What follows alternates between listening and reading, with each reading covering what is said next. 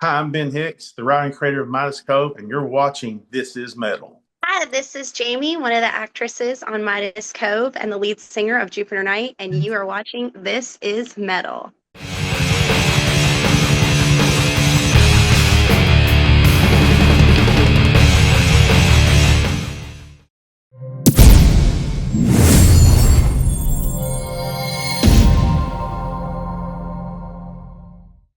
All right, guys, we're so happy to have you here. Had such a great time on the set with you guys. Let's talk a little bit about Midas Cove. I mean, what Mhm. a great show. I know we can't divulge it, but after reading the script, I was blown away. When I came back, I'm very excited about this. Let's talk a little bit about this. So go ahead, Ben, you start first, and I want Jamie to talk about her part.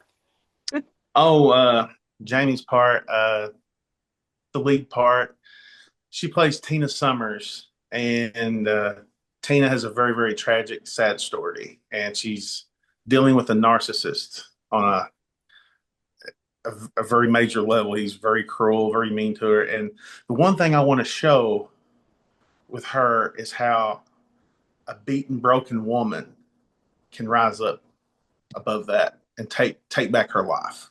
That's the biggest thing about her.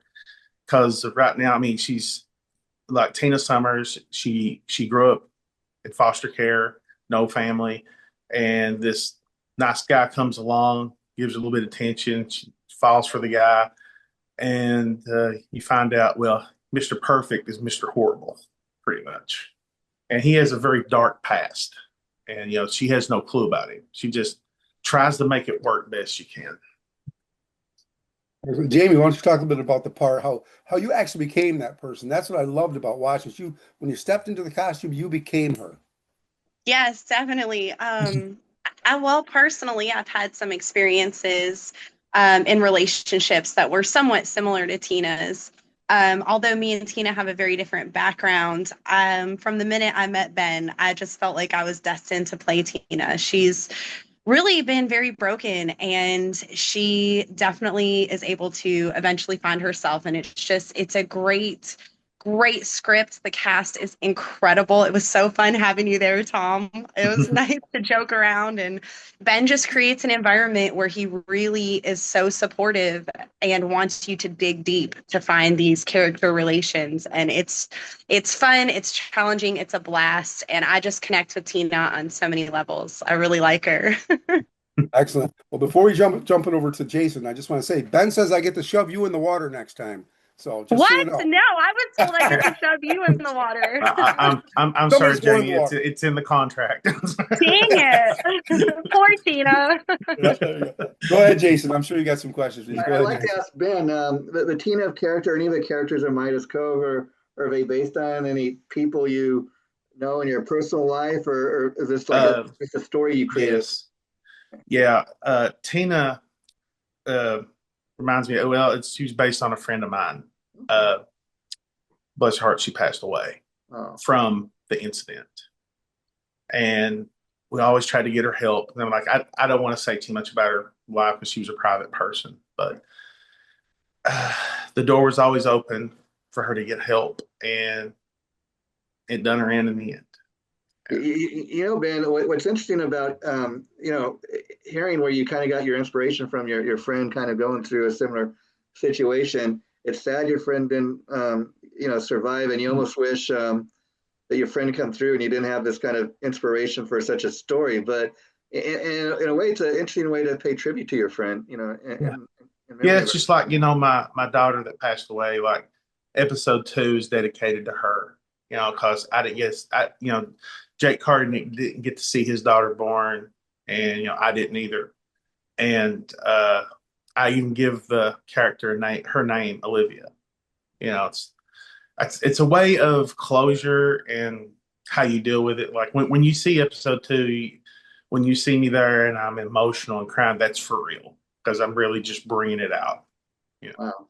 And Jamie, I was curious, have you done any previous acting before? Is this your first forte into acting? Technically, it's my first. So I was very nervous the first time I got to talk to Ben on video and over the phone. And I told him, I said, I really appreciate this opportunity and I'm not going to take it personal. And it went really well, surprisingly well. And then I started thinking about it later that night, and me and Ben kept in contact. And he's like, you're performing just like you do on the stage, in the band, and any of the other careers that you've had. It's performing at the end of it. You just have to dig a little deeper with acting, because ultimately, if you don't feel that raw, real connection to the character, you're definitely not going to be able to portray it. Yes. Um, and Absolutely. now when I watch other acting, shows with acting, and I'm like, wow, it makes me think deeper. Like, I wonder if this character relates, and it's neat. I really love it. I'm addicted to it. Another I have a question. clip. Jason, and Tom, of her. It's in the barn, and she was, bless her heart, she was so nervous. And I told her, I said, it's okay. Just listen, let it go. Just, think about, me and her talked about, things in her life and stuff. This is where you get it out. Get it off your Yeah. chest. And I gotta say, I felt so sorry for her because it felt so real. Yeah. Because she was bringing the tears, emotion to the max. I'm like, oh God, I feel so bad. but Yeah. and then when she come to the marina, she nailed it. Everybody loved her performance as Tina. And Thanks. wow, wow. Another question I had for Jamie is, you talked a little bit about meeting Ben for the first time, online. Talk a little bit about that experience, and then what it was like to actually meet everybody in person. Um, so it's so funny you asked me this, because talking to Ben over the phone, for me, it felt like someone I had known. And I kept thinking to myself, do I know him? I mean, it was just unnaturally comfortable. And so I said to my husband, I said, hey, like, it went really well. He's offered me two different roles, and we both kind of at the same time said no, like, you have to be Tina. And it related to me on a personal level. And so I was super excited, and I went to my husband and I said, hey, we're going to go do this filming. It's kind of in the middle of nowhere. And I guess I didn't realize how suspicious this sounded, because I was so pumped to do this acting gig. And he's like, so let me get this straight. You're going to go meet this guy that you video chatted a couple times, and you're going to go to the middle of nowhere and do some like filming or something. And so, needless to say, my husband came with me, and it was a blast. I mean, my husband was like, these are the nicest people. Everyone was super comfortable. Everyone, when I say was supportive, I mean, they're standing there, they're going over your lines with you. And it's really a very surreal experience. And I was terrified. I was nervous. I had butterflies. I knew I was shaky, and I was worried about my lines. And, we're in this barn and I saw ticks. So a lot of the fear that you see in those scenes is very real. Oh, wow. Okay, Tom, I'm going to throw it back to you, but before I do, Tom, I got to ask you, what was it like when you became involved in the production of Midas Cove? Talk a little bit about that. I absolutely loved it. When I first got there, I was like, okay, I just got to meet Ben and everything like that. I was a little bit nervous. And then once you got around everybody, it's a family atmosphere. It's just such a great setting they have there. Everybody is relaxed. The next time I go out there, the first time anything you do is hard. The next time will be so much easier because now I know everybody. And it's just, and Ben we went out to dinner the night before. We just had a lot of fun. He showed me around, took me all over, showed me where the rich people live. We had a blast. Looked at the yacht. I mean, it was just a lot. Ben is just such a personable guy who went to, like I say, had a great time Yeah. with him. But so here's a Thank you. question I have for you, Ben. Sure. In the casting of this, I mean, it seems like you have cast everybody so perfectly. I mean, everybody from Tina to Josh, but Josh, I can't remember what Josh's Joshua name. Barracks. Josh, yes. Yeah. What a great guy for the lead role in there too. I mean, everything just come together. The writing is. Talk a little bit about that. How you came up with the casting? Because you've got a great diverse crowd. I mean, Amanda in there, everybody. Well, uh, to start off with, like when I do casting, I first I got to see if they got the look I'm looking for. I ain't talking about like model or anything like that. Like for let's take Joshua Verks. Josh, he's he comes out. He's a good looking guy, but he showed me a picture of him, a headshot, and he had this look in his eye, kind of squinted a little bit. I went, "That's Eric. That's Eric McDaniel right there." And then when we talked, I said, "Listen, because Joshua Verks is one of the nicest people you ever meet." I said, He really is. yeah. He really And I said, you need to be a narcissist. And I said, this picture, you look like a narcissist. I'm not saying you're a narcissist. I'm just saying you look like one. And I go by their tone, how much intensity there is. Because they got to have the right tone, the intensity's got to be there. And like, I go by like if they can trigger emotions in me. And that's how I do all my actors. Like Jamie here, like I said, I need you. Like when we first did the raid, she was so nervous, and I said, I need you to be more emotional. I want you to feel broken, and boom, she got it. If someone, it's an important thing. If an actor and actresses can take cues and take just a tiny bit of criticism on like how to change your tone and your emotions, they're going to be amazing actors. They really are. And that's what I go for. I go by like if they can trigger emotions. That's the biggest thing because if they sound like a robot or they sound like they're reading from a script and not making it their own, that's the freedom I give with my actors. I say, you don't have to read this word by word. Make it your own. Just get the point across. And they have a ball with it. They really do. That was one of the most comfortable things when you said that to me. You said, "Hey, do I have to read this word before?" No, you said, "Do it in your own words." It was so much easier to have that freedom to do that. But Yes, absolutely. absolutely, Jamie, I want to ask you a little about how you changed your look there. You became Tina. I mean, the wig. I couldn't tell it was a wig or anything like that. It was like you dressed frumpy. I guess I'll use the word frumpy. It was like just yeah. so. What a great. Let's talk a little bit about that. Whose idea was it? Did Ben talk about? Let's talk why you came like that. It was perfect.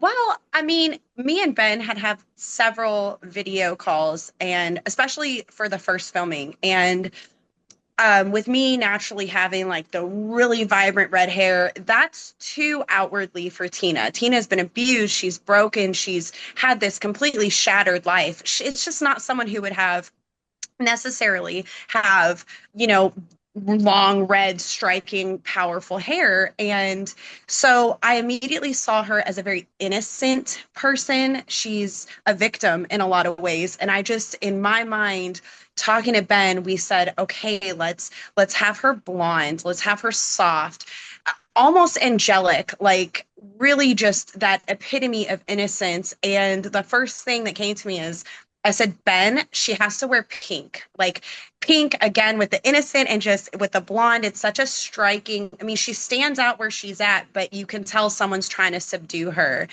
And we just kind of ran with it. She'll have on a pink dress or pink, other clothes that she wears. And it's so funny working with Josh because the minute the camera's not on, he's just the nicest person. And so this last time we filmed when you were there, Tom, he started playing with me off camera, like, okay, Tina, go get this. Okay, Tina, I'm hungry. Okay, Tina, I'm thirsty. And it was so funny, but it really does help keep you in that role. And I think Ben, with writing such a profound and deep character like Tina, it was so easy to bounce ideas off of him and get that corrective criticism. He knows exactly what her mannerisms are supposed to be, how she's supposed to talk. So it's definitely interesting. Awesome. Go ahead, Jason. I'm sure you got another question. Now, Ben, Tom was sharing with me that one of the things really fun about Midas Cove, as great as the stories and the characters are, but the music's a big part of the background of the story. And I was curious when you were coming up with, creating Midas Cove, is that an initial thought you initially thought, well, this thing I create, I want music to be a big part of it too. Oh, absolutely. Listen, music is just as important as the story. Music moves the story. It sets the pace of the story. It's everything. I mean, if you had zero music in something, I mean, it's going to feel flat. Yeah. But you got to have the intense moments. If you're having a fight scene, you got to have like to me, I like to have some cool good guitar going, some drums, stuff like that. But yeah, music is 1,000% right with the story. It's just as important. And of course, I'm dating myself, but if you go back to the 1980s, I mean, one of the hit TV shows at the time, Miami Vice, that was a big part of that show, the musical background, the stuff they played on background. Now, I know also Jamie is part of a band, the singer from Jupiter's Night. Will we be hearing any Jupiter's Night throughout the Midas Cove episodes? Hey, listen, I support her band 1,000%. And just to tell you something, and let me tell you how talented this girl is. I said, there's a scene I want. It's going to be like maybe in a bar somewhere, and Jake, and my character Jake's going to come in. It's like the anniversary of his wife. Him, and he's sitting there. I said, "Can you write a song or play a song that reminds him of her?" She wrote it in 30 seconds and messaged me. I went, "Oh my God." And her lyrics are so perfect. I mean, it's like she literally described Midas Cove in literally 30 seconds. I'm like, I don't know how you do that, but absolutely, more the merrier. I support all bands, because you, I just want to give back and support our local artists all over. I mean, doesn't have to be in Kentucky, all over it. I welcome all bands. And Jamie, we touched on the fact that you want to let people know what's going on with your band Jupiter's Night, and I was kind of curious. A lot of people initially get into doing music and they fall into acting. Do you think you'll be doing more acting down the line? I absolutely would love to do more acting. I absolutely. It's very fun. I've already said it's very addicting because in a way, even though you're delving into the character and the role, it's also a totally different form of self-expression because you're taking a character, you're making it its own. But it's not that unsimilar to being a performer on stage. If you look at some of the great bands, especially some of my favorites like Avatar, I mean, when they go out there, they have a whole persona, and that's really fun. It's not that different. But I would love to do more acting. I also am super excited about things that are going on in the band, and I definitely see them going side by side. I was very fortunate to be able to link up with Ben in this because he did give me a lot of creative freedom to make Tina eventually somewhat more similar to who I actually am in real life. So it's just been a journey, and I love it, and I love the acting. So yes, I would do a lot more acting for sure. And as I throw it back to my partner Tom, I want to ask you, Tom. I know that Fire Rocket, your record label, is very much involved with Midas Cove. You want to talk a little bit about that? Well, we don't want to get too far ahead of ourselves, but the idea is to get them over to Netflix, pitch it to all the big networks, Peacock, everybody. I mean, I've already reached out to them, so we know we have the ins with them. It's not like you're sending something out and just hoping it hits. I can reach out and talk to the presidents, the executives there, and they've already said we will give it a good look at that. But one thing I want to get back to, Jamie, why don't we talk about your release date for Jupiter Night? Because you're Yes. officially been released worldwide on vinyl and digital. Go ahead, you tell them. On 10/10/25, we are super excited. I didn't know if I was allowed to say it yet. Yeah, you should be telling the world this. Tell everybody. Yes. That's why I want you to announce that. But I know we're getting ready. We're going to be running out of time here. Ben, why don't we talk a little bit more about you're going to be shooting some more episodes coming up and stuff like that. Yes. And Jason, when you see this show, I was just the script that I had. I was like, holy shit! I was like, you really get into it. So let's just talk a little bit more about shooting. What do we got? About 5 minutes left here, Jason? Yeah, about that. Yeah. Yeah. Go ahead. We're shooting this Saturday. We're going to Cave Run Lake. We have a beautiful, isolated little spot. A very tragic scene's going to happen. We have a little girl cast in. She's 12 years old. Her name is Skylar. She plays Skylar.